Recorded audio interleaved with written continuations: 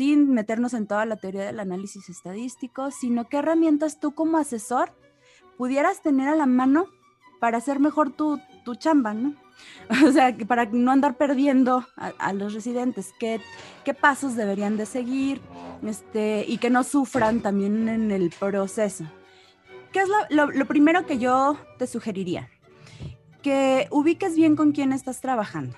Nos van a llegar desde los que saben mucho, que son autodidactas, que tienen muchas ganas de estudiar, que a esos creo que no hay tanto problema por la conducción de los trabajos de tesis, porque normalmente son los que ya en la licenciatura se metieron a que los veranos de investigación. Esos residentes no nos causan ningún problema. ¿Quiénes son con los que podríamos batallar? Pues los que pasan y tienen una idea o un objetivo bastante claro. Por ejemplo, en tu caso pudiera ser, pues yo quiero ser anestesiólogo, ¿no? Y dentro de mi deseo de ser anestesiólogo no pasa por la cabeza ser investigador. O sea, si por algo elegiste meterte una especialidad y no a una maestría ni a un doctorado, es porque quieres hacer manos clínicas. Y estos son los residentes con los que necesitamos tener bien planteados los objetivos. Entonces, ¿quiénes son? ¿Qué les interesa? Y hasta dónde quieren llegar. Normalmente con los residentes que solo quieren hacer especialidad es como, oh, ya, o sea, la tesis y vámonos, ya se acabó. Pero los que quieren hacer subespecialidad no, porque eso les da puntos. El terminar una buena tesis y poderla publicar un artículo les da ventaja frente a otros alumnos que no las tengan. Entonces, una de las motivaciones que yo propongo que se manejen es, bueno, ¿hasta dónde quieres llegar? O sea, no te cortes las alas tú solito. Si de entrada vamos a hacer un trabajo, si ya vamos a recopilar información, si ya vamos a hacer un análisis estadístico, entonces desde el principio vamos a hacerlo bien, con la finalidad de que yo vaya avanzando y al final del proceso tengas un producto de valor. Y después, pues las motivaciones personales tuyas también, ¿verdad? Porque si tú logras llevar a los residentes, que por ejemplo me dices que son 19 ahorita, entre mejor esté elaborada tu tesis, y no tiene que ser un ensayo clínico, estudios de prevalencia bien hechos, estudios de incidencias bien enfocados, nos los han publicado. Entonces nada más hay que tener como un proceso muy limpio para llegar a un buen trabajo. Te da la posibilidad de que puedas publicar. Esto, bueno, vamos capitalizándolo para que todas estas asesorías logren pues inclinarse a tu favor. Bueno, entonces el que lleguen ahí con un buen producto a ti te asegura que probablemente puedas empezar a llenarte de publicaciones valiosas, y ahí es cuando nos empezamos a motivar. Ahora bien, dentro de los distintos perfiles, te decía que pues siempre está el alumno que nomás no da una, pero el alumno que ya siente que no se va a graduar es el que, por favor, y a mí me da entre risa y orgullo, ¿no? Que les han dado menciones honoríficas. Pero entonces, ¿qué pasa con estos alumnos que están mal encaminados? Cuando les empiezo a hablar de esto que te digo, como de, a ver, esto es lo que puedes hacer, en esto se puede reflejar. Ahora, ¿cuáles son tus habilidades? O sea, no todos los alumnos tienen las mismas habilidades. Entonces, lo primero que tenemos que encontrar es un tema que al alumno le interese. Un error bien frecuente dentro de los tutores es que quieren que los alumnos se apeguen a su área de interés o a su línea de investigación. Entonces, por decir, si tú tienes una línea de investigación o un tema que a ti te interese, tenía, por ejemplo, una alumna que estaba con un ginecólogo que estaba así como preeclampsia, y había otra que le encantaba operar, o sea, a la residente era como, ella quería estar en el quirófano y al tutor era como, su tema era la preeclampsia. Entonces batallamos un chorro porque yo le decía, bueno, pues el marco teórico, no le interesaba para nada el tema. Entonces batallamos un chorro porque le hicimos cambiar de tema. Cuando cambiamos el tema y la pusimos en un área donde era la implementación de una nueva técnica quirúrgica, haz de cuenta que ya había estudiado aunque no hubiera leído mucho, pero a ella lo que le gustaba. Entonces, lo primero es encontrar qué hace match con el alumno, ¿sí? O sea, ¿qué te gusta? ¿Qué te interesa? ¿Por qué camino te quieres ir? A lo mejor todos somos aquí anestesiólogos, pero habrá un área que te interese, de la cual te hayas fijado. Y si todavía no hay esa chispa pues el conocimiento no es mucho y van a explorar, entonces yo les daría el primer semestre, no más, el primer semestre para que empezaran a empaparse y trajeran una idea. Otro error que creo que se comete mucho es que les dicen, vamos a empezar a hacer protocolo y les encargo el marco teórico. Y se le da muy poco valor a la pregunta de investigación. Entonces los obligamos a hacer un marco teórico cuando ni siquiera tienen establecida una pregunta de investigación. Y esa pregunta de investigación, cuando está bien hecha, ya viene con un diseño pensado, ya viene con una hipótesis pensada, ya viene con una metodología, o sea, todo en el pensamiento. Sin embargo, cuando ya hay pregunta, yo creo que ya tenemos la mitad del camino resuelto. Y luego identificamos estas etapas. En las etapas de todo el camino de la tesis, yo creo que lo que más nos va a llevar trabajo es, uno, la idea, que es una buena idea, y las características que tiene que incluir esta idea es que sea factible, interesante, necesaria, novedosa, ética y relevante. Si la pregunta cumple estos criterios, entonces ya puedo decir, va, ahora sí hágame el marco teórico. Porque si no, te digo, van a andar papaloteando por todos lados. Y lo segundo es tener identificado si en tu hospital hay o no hay un comité de ética en investigación. Ya que nos apeguemos o ya que tengamos a la mano los lineamientos de cómo quiere el comité el protocolo, entonces sí, ya empezar a decirles, venga, el marco teórico, justificación, planteamiento del problema, pregunta, investigación, el protocolo bien armado y con esto un formato de reporte de caso, que es pues con lo que van a ir recopilando su información, donde van a ir vaciando si es de laboratorio, si es del expediente, si es bueno, eso debe de ya tenerse listo. Y la plantilla de captura de datos, que debería de estar como aprobada, o sea, que tuvieron un Excel, y que esta plantilla ya esté pensada para vaciarse en un programa estadístico. Fíjate, o sea, antes de tener ningún protocolo, como que ya tener eso listo, ¿no? Uh-huh. Ahora, si yo dijera, esto lo piensan los estudiantes a priori, pues bueno, pero la verdad es que lamentablemente, por ejemplo, cuando me mandan bases de datos, están mal codificadas o de repente empezamos a querer analizar la información y les faltaron variables porque no las pensaron inicialmente en sus cuadros de definición de variables. Estos 3 pasos yo los pongo al principio porque es como ya vamos al 70% de la tesis. Si esto está completamente bien hecho, ya todo lo demás es agarrar esa receta de cocina. Ahora sí, mijo, ya, vaya y haga la tesis, ¿sí? Pero ya con toda la parte inicial hecho. Estamos hablando de que en el primer año ya debemos de tener un protocolo bien estructurado, listo para ser sometido.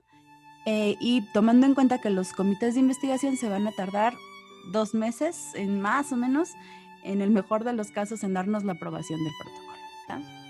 Sí. Entonces, bueno, esto es lo primero que yo les entrego a los estudiantes cuando tienen su idea, ¿sí? Y normalmente nunca se aprueba la primera idea que tengan. Entonces, y así como por ejercicio, es como, a ver, lluvia de ideas. Plantear las ideas y luego, ok, vuélvelas a pensar, vuélvelas a plantear. Ya cuando tengas la idea ubicada de lo que quieres hacer, entonces pregúntate, ¿no? ¿Esto lo puedes hacer en el hospital? Hay gente que tiene muy buenas ideas, pero imposibles de realizar, que quieren hacer ensayos clínicos o que quieren hacer una nueva técnica, o que, pues... una es a lo mejor porque el hospital no tenga lo necesario para realizarlo, o también otra es que tan cerrado sea el comité de investigación. Esto también es real.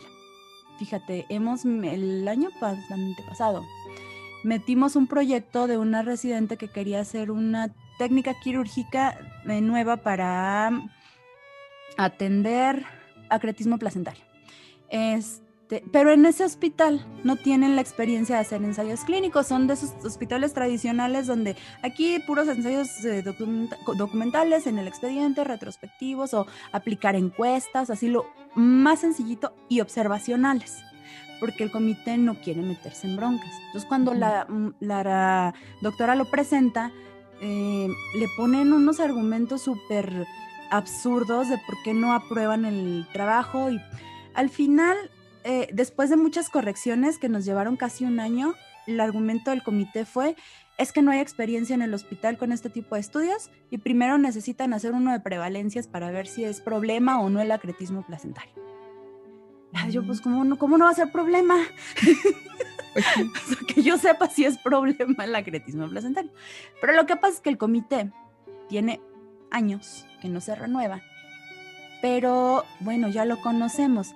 Entonces, si ya lo conocemos, cuando llega gente de ese hospital, lo que yo le digo a los residentes es: sabes que no te arriesgues. O sea, que lo importante es que saques tu trabajo y que termines bien. Más que nada, como son muertes maternas, no se quieren echar una bronca médico-legal, yo creo, ¿no? De estar implementando cosas nuevas que puedan llevarte a una demanda. Sí. Exacto, y pues a lo mejor justificado, ¿no? Pero siempre tienen que tener argumentos. O sea, el argumento no, cuando haces investigación no puede ser: es que no hay experiencia, o es que... Por miedo. Por miedo. Me vayan a demandar. Exacto, pero hay otros hospitales, por ejemplo, en los de cirugía plástica, tenemos una sede en Zapopan que a mí me encanta porque ahí sí hacen ensayos clínicos, pero porque tienen que estar mejorando las técnicas quirúrgicas. Entonces ahí, a diferencia de los ginecólogos, creo que los cirujanos son más aventados. Sí. Y pues bueno, son estilos, entonces en un lado sí se puede, en otro lado no se puede. Habrá que conocer qué tipo de estudios son los que saben, aprueban, les gusta. Esto va a ser a través de la experiencia. Entonces, esta primera parte de que ustedes tengan ese número de residentes va a ser valiosa para que te des cuenta qué tanto pueden hacer y qué tanto no puedes hacer, para no estar peleándonos con un comité, para no estar batallando con el comité. Entonces, ya que decimos, bueno, si es factible, entonces nos preguntamos, ¿verdad? La pregunta de investigación es interesante. Para el alumno, insisto, interesante para el alumno, interesante para el que lo va a ejecutar, porque si no van a andar perdidos totalmente, y luego pues uno no puede andar detrás de todos. Tienen ellos sí que autogestionarse el conocimiento, porque tampoco puede ser niñera de todos, que quisieran. Novedoso, porque normalmente se acostumbra a que agarran: ay, bueno, pues vi esta idea en internet y luego quiero replicar el estudio que ya hicieron 50 veces ahora en mi hospital, ¿no? Ahora, por ejemplo, que está de moda todo relacionado a COVID, pues como, no sé, o sea, la respuesta a la anestesia en el paciente con COVID y sin COVID. Las pérdidas hemodinámicas con COVID y sin COVID. Bueno, ya el año pasado fue novedad, pero creo que ahorita ya estamos saturados a menos de que sean tratamientos o propuestas novedosas, o a lo mejor que saquen algo de valor que pueda implementarse, difícilmente vamos a encontrar un tema nuevo. Necesarios, de preferencia que ayuden, o sea, ya una vez que ellos están empapados de todo lo que está sucediendo en el hospital, pueden generarse nuevas necesidades. ¿No? Que tú ya a través de la experiencia de que sí, que no van a aprobar, que sí, que no están acostumbrados a revisar los del comité, tengas en la cabeza ya qué tipos de diseños son factibles que hagan. Y normalmente, como están empezando, yo lo que recomiendo es que no se saturen todos de estudios prospectivos, de prevalencias, porque hay muchos. O sea, no vamos a descubrir nada nuevo. Si quieres saber la prevalencia de cefaleas postpunción, ya hay muchos artículos de eso. Si quieren saber la prevalencia o la incidencia de tal enfermedad, difícilmente vamos a encontrar algo nuevo. Entonces, yo pasaría a otro tipo de estudios que son un poco más elaborados, que nos dan más información, son más elegantes y no son tan difíciles como los estudios analíticos o los estudios de casos y controles, en cuyo caso podemos trabajar con expedientes o con información retrospectiva y que nos van a dar más información valiosa y podemos jugar más con las variables. Tenemos, por ejemplo, la posibilidad de hacerlos con casos incidentes o con casos prevalentes. Estudios prospectivos, sí, están bien planeados, y si en el tiempo que dure la residencia podemos terminarlos, creo que son buenos estudios. Estudios longitudinales observacionales, donde podamos estar midiendo a través del tiempo un fenómeno.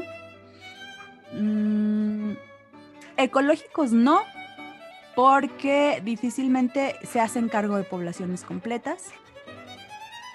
Y pues bueno, ya a menos de que trabajes con un grupo de investigación, pues entonces ya los ensayos clínicos serán una buena opción. Pero a menos de que haya experiencia y que vayan a estar ahí dándole seguimiento pegaditos con los alumnos, ¿verdad? Eso dependerá de la experiencia del grupo de trabajo. Pero bueno, después de tener el diseño en la cabeza, o sea que te digo que yo personalmente me inclino a analíticos y casos y controles. Después, el tamaño de la muestra. Y aquí algo que pudiera comentarte o en, pues que sí se tuviera en cuenta para estudios que vayan a hacer con tus alumnos, es de que siempre llegan con una buena idea y te dan una base de datos. Es que, doctora, ya tengo estos datos, ¿qué hago con ellos? O, ¿sabes que ya conseguí 30 pacientes, o ya hice 30 encuestas, o ya tengo... porque se imaginan que recopilando pacientes y teniendo ya información, después, con toda su buena intención, van con el asesor, o sea, todo al revés. ¿Qué podemos hacer con esto? Y aquí corremos el riesgo de caer o en un error tipo 1 o en un error tipo 2. En un error tipo 1, cuando hacemos aseveraciones verdaderas o llegamos a conclusiones verdaderas de un fenómeno que no está ocurriendo.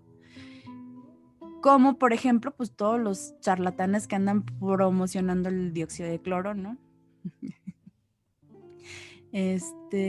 O todos los remedios milagrosos para el COVID. Bueno, pues es que llegan a conclusiones con un mal proceso de investigación y lo toman como una verdad absoluta. O un error tipo 2, que quieran sacar una conclusión con una muestra tan pequeña que, aunque sí sea cierto en el universo este fenómeno, nos esté dando resultados negativos, ya sea que no nos dé cifras estadísticamente significativas o no nos dé razones de momios con intervalos de confianza chiquitos, o sea, nos da unos grandes intervalos de confianza y nos empezamos a preguntar, ¿por qué no nos salió? O sea, a lo mejor iba a ser información valiosa, pero no está saliendo el análisis como yo quisiera que saliera. ¿Por qué? Pues porque tu muestra es muy pequeña. No tenemos un estimado del cálculo de tamaño de muestra. Entonces, cuando llegan con una buena pregunta de investigación, cuando ya tenemos claro qué diseño puede ser, lo primero que hay que hacer es irnos a la computadora a calcular el tamaño muestral para ver si en mi hospital, con la población que manejo de manera regular, me es posible completar el tamaño de muestra.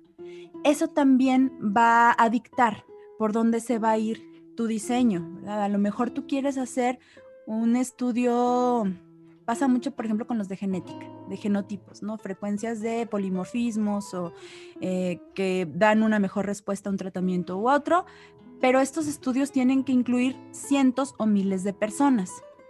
Cuando haces el cálculo de tamaño muestral y te sale que tienes que tener una muestra de 2.500 personas, a lo mejor dices, pues no, porque a lo mejor ni tengo a la gente, ni tengo los reactivos, ni tengo el tiempo. Entonces, a lo mejor este sería el diseño ideal, pero el diseño de casos y controles es más factible. Y por factibilidad se vale decidir un diseño, o sea, decir, pues se puede hacer así y se puede hacer así. Pero como no tengo todo para hacerlo de esta manera, entonces el diseño va a cambiar porque ya tengo más o menos un estimado de cálculo de tamaño muestral y lo decido a través de esto. Yo tengo por aquí algo que te voy a regalar, ojalá te sea útil. Esta es una calculadora de tamaños muestrales. Esta calculadora yo la elaboré porque precisamente es una decisión que se tiene que tomar rápido, ¿no? O sea, aquí el chiste es de que tú no te entretengas en, no sé, una semana, 2 semanas leyendo, buscando la fórmula, haciendo la ecuación y no, esto tiene que ser rápido, lo puedes hacer, no lo puedes hacer, ¿sí? Y si no, pues plan B. Y nos resuelve mucho la vida. Estas fórmulas están sacadas, este libro me encanta, también te lo puedo pasar. Este es un libro de muestreo que sacó el Seguro Social en el 2003, pero lo siguen actualizando. Es un manual de muestreo. Uh-huh. Y nos da las fórmulas para los principales tipos de diseño. Entonces, si ya estamos viendo, por ejemplo, la posibilidad de hacer estudios analíticos, pues sabes que vas a tener que calcular prevalencias, ya sea para poblaciones finitas o para poblaciones infinitas. Aquí no es más que meterle la prevalencia de la enfermedad o la prevalencia esperada de la enfermedad. No sé, por ejemplo, que quieras hacer un estudio de cefaleas postpunción. ¿Cuál es el porcentaje o la frecuencia de cefaleas postpunción en las cirugías normales? Un estimado. Pues dependiendo de, pues no sé, podría ser un 1%, yo creo, es muy bajita en... Sí. Y por ejemplo, si eso lo hiciéramos en pacientes que ya tuvieron cirugías previas o en pacientes con obesidad, o sea, cambiaría el porcentaje, ¿no? Sí. Se supone o en que mujeres, nada más. En mujeres. Mujeres, ajá. Entonces ponle que fuera de en mujeres sí un porcentaje muy elevado. Uh-huh. ¿Cómo en cuánto? En mujeres puede ser más del 50% que te dé cefalea, si te funciona. Sí, das por ser mujer. Entonces aquí, mira, le pondríamos un 5, un punto 5 que correspondería al 50% de esa es la probabilidad de que yo tenga ese evento. Y aquí, si yo quisiera hacer un estudio de cefalea postpunción en mujeres, tendría que estudiar 385 mujeres. Entonces ya tú puedes decir, uh-huh, bien, a ver, tú en tus 3 años, 4 años de residencia, piensas, porque esa es una pregunta obligada que siempre les hago antes de empezar nada, ¿piensas que vas a poder con esa población o cambiamos el diseño? Uh-huh. Bueno, ¿cuál es la frecuencia, siguiendo con el tema de las cefaleas postpunción, cuál es la frecuencia que espero encontrar en la población normal? Pues 0.01. ¿Y cuál es la frecuencia que espero encontrar en las mujeres? Vamos a poner que las contrastamos contra mujeres obesas. Bueno, pues un 50%. Ah, perfecto. Entonces tendría que tener 12 casos y 12 controles. Y ya no sería necesario estarnos preocupando porque una de las preguntas que adelantándonos nos van a hacer, si nosotros mandamos a un alumno con un estudio de 20 personas, de 20 casos y de 20 controles, el que no sepa le va a decir, ¿por qué tan poquitas? Uh-huh. Y se lo van a comer ahí y no va a saber decir por qué tan poquitas. En cambio, si decimos, es que hicimos un cálculo de tamaño muestral y con 11 casos y 11 controles era suficiente, pero yo hice 20 y 20, estoy bien. Esto quiere decir que estoy alcanzando una representatividad numérica y que mis estudios me están dando un resultado que si es falso, es falso. Uh-huh. Y si es verdadero, pues es verdadero. O sea, ya porque incluya 1000 pacientes no me va a variar el resultado, pero no estoy teniendo la probabilidad de cometer un error tipo 2. Sí, son importantísimos, porque a partir de eso ya no tienes que estar, bueno, que siga con su proyecto si no es factible que desde un principio lo haga nada más por la muestra. Sí, o por ejemplo nos tocó ahora que con lo de la pandemia, que teníamos proyectos desde un inicio que eran de intervención en estos de cirugía que te comento, que me decían, sí doctora, sin problema, 50 cirugías para el grupo de casos de una técnica que estábamos probando y 50 de una técnica convencional. No hay problema porque teníamos 1 año y era una cirugía muy frecuente. Enero, febrero, marzo, ¡pum! Cerrados hospitales. Tenían 15 pacientes. Entonces, ¿qué hacíamos? Es que no podemos meter pacientes porque los quirófanos están cerrados, estamos todos en área COVID apoyando y ya no hubo la posibilidad de completar la muestra. Entonces, pues aquí era donde se nos atoraba, porque a lo mejor en un principio 50 sonaba factible, pero pues uno nunca sabe lo que va a suceder. Sí, y esto sucede también, es eso, otra cosa importante. O sea, que una cosa es lo que nosotros planteamos en el protocolo y otra muy distinta es lo que sucede en la realidad y que también se vale. Entonces llegan asustados a, por ejemplo, este chico que te digo, no, doctor, es que no pudimos. Afortunadamente, fíjate que la hipótesis era tan buena que con los pacientes que incorporó nos dio para demostrar lo que queríamos demostrar.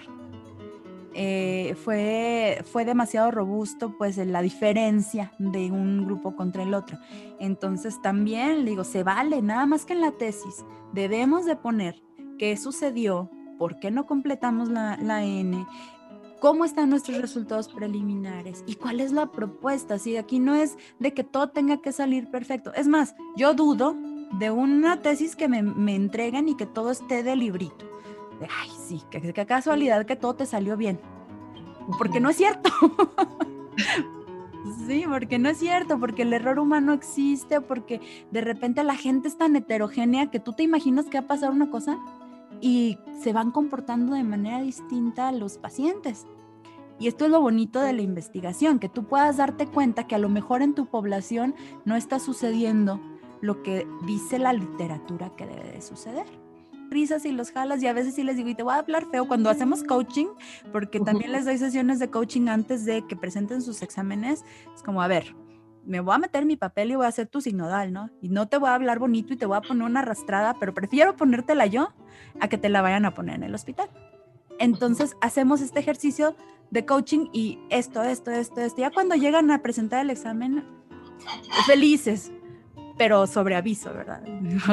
Yo sí aviso que si vienen aquí a que yo los consienta o que les hable bonito, no, eso no va a suceder, pero también hay acompañamiento. Entonces se tiene esta falsa idea de que nada más te doy, te latigueo, te exijo, pero no te acompaño ni te protejo. O sea, no puedes ser un tutor de veras y no estás protegiendo a tu rebaño. Exactamente. Sí, no, es incongruente.